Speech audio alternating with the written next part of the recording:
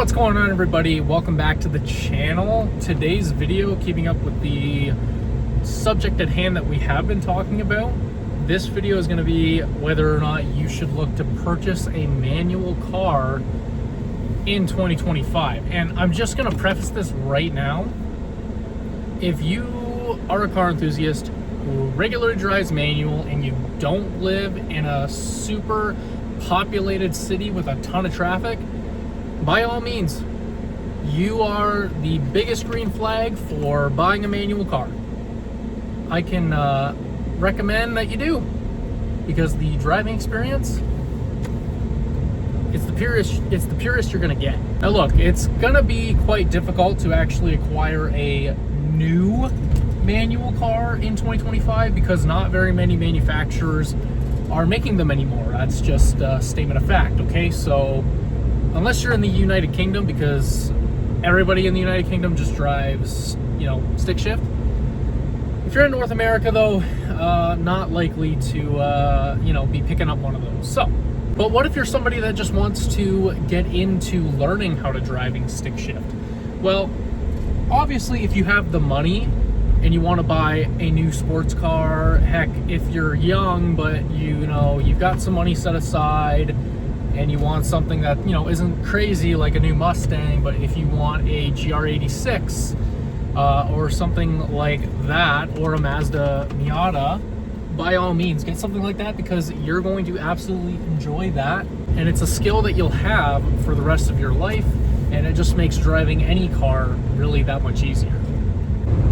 See, the thing is, driving a manual car will make you a much better driver, since you're anticipating things much further ahead than you would driving an automatic. It also stops you from doing certain things like going onto your cell phone or fiddling with controls, the audio, things like that, because you really need to focus in on what the car is asking you to do at that very moment, and the inputs that you need to put into the transmission to make the engine happy.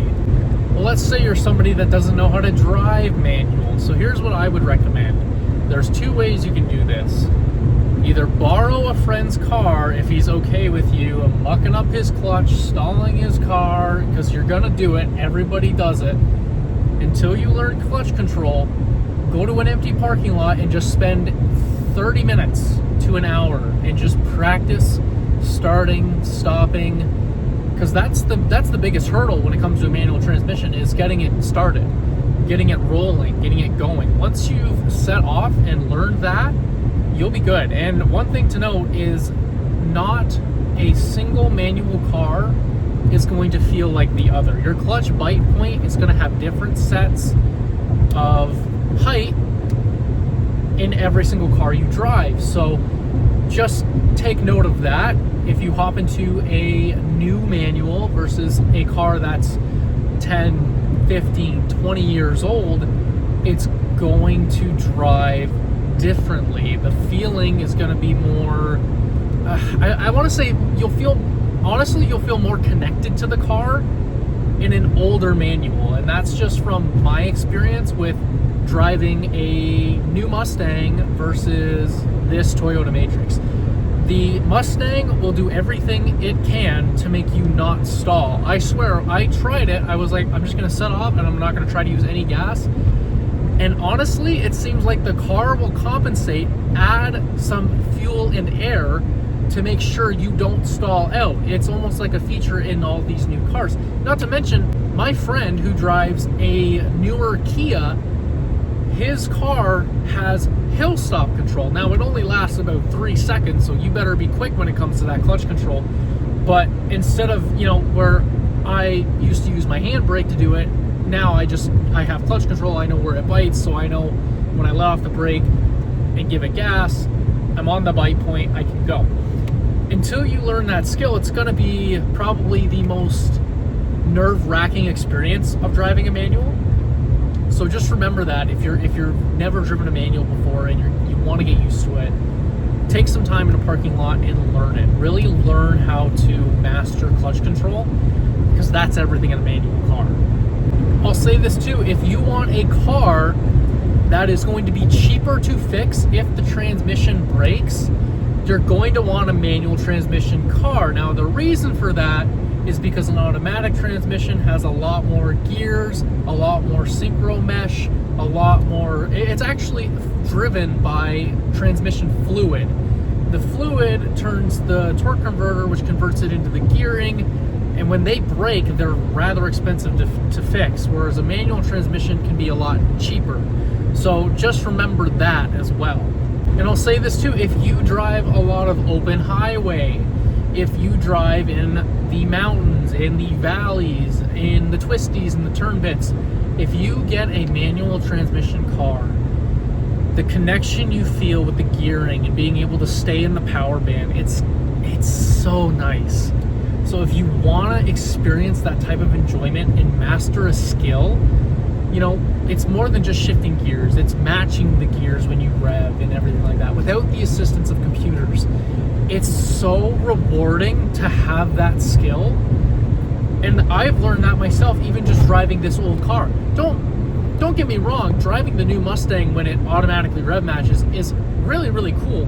But no feeling compares to when you rev match perfectly and you let on that throttle when you're downshifting and you need to just go and stay in that power band. It is such a phenomenal feeling. And honestly, if that's something you guys care about, if you are a car enthusiast, if you are someone who has an appreciation for cars, you're going to absolutely enjoy that. I would highly recommend trying it. At least learn it, drive a friend's car, and get a little good at it. It's so much fun.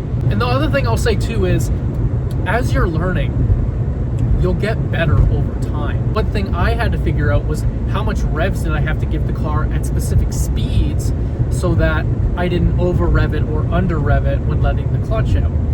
So when you really master that and you learn a car, the feeling, again, it's so rewarding. So obviously you guys can tell I'm very biased, but I've driven automatic cars since I was 17 years old and I'm now 24, and I've always enjoyed manual cars. My dad had a manual Pontiac Trans Am and it was a 6-speed, and I just remember every single time he downshifted and put the revs up, I just absolutely loved the sound. I don't know if he did it because he needed the brakes done on the car or whatever it was, but at the same time, like, I loved that, and it was so much more connected with the car. So I'll say this, if you're in the market for a manual car and you either already know or are willing to learn and stick with it, and you live in an area that's not highly populated and there's a lot of traffic density, I say go for it. You will not regret it. If you are a true car enthusiast, you will not regret it. Now look, this is much later, but I did just want to include this in the video as well. If your friends are going to say, you should have got a manual, listen, I'm even considering, when I buy my first real sports car, getting a dual clutch transmission. As much as I love manuals, and I loved driving that 22 Mustang with the manual, I'm gonna be honest, there's some days where I just want to drive my truck because it's an automatic. But anyways, guys, if you did enjoy the video, go ahead and drop a like, leave a comment, let me know, what do you drive? Is it a manual? Do you plan on getting a manual? Do you really care if a car's a manual or not? Go ahead and subscribe, hit the bell icon so you don't miss a single video coming up in the future, and until the next one, I'm out.